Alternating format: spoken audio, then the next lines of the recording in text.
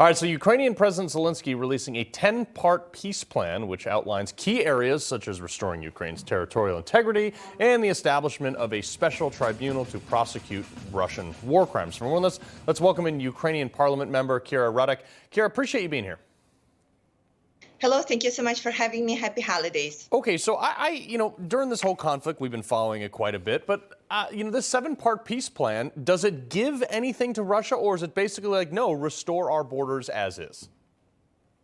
It's saying, first of all, restore our borders as is. We are a sovereign country. And by which means should Russia get anything in this? Because they have nuclear power? Because they decided to break all kinds of international laws?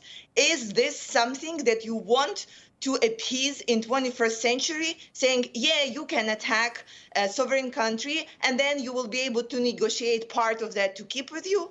Do you imagine how much of tragedies it will impose in future for all the tyrants that would want to do this? Right.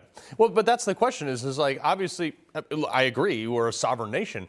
But what is, to Russia's point, they're like, well, we want something too. So how do you come to the table and find something? Is this going to come down back to the military might and who can push who out? Yes. Okay. We want to push them out of our territories. And we see that the negotiations with Russia that we had in the past, they did not lead to anything. Russia is not keeping their word. And they are being very clear about their intentions. They're saying, we are restoring Russian Empire. We do not care about sovereignty of Georgia, Moldova, Ukraine. We do not care about sovereignty of Belarus as well. Yeah. So with this, how do you deal with this in 21st century where all the countries are obeying the international laws?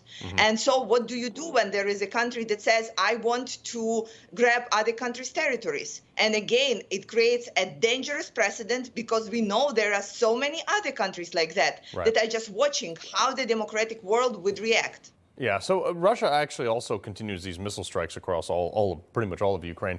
What's the state of the energy grid going into the winter there?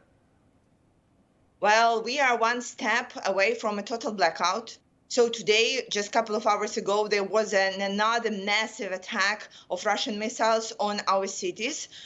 No crooked establishment. None of that twisting the truth. No talking down to me. Don't tell me how to think. Don't tell me how to think. Don't tell me how to think. I trust Newsmax. Newsmax. They don't tell me how to think. They let me decide. Newsmax. Real news for real people.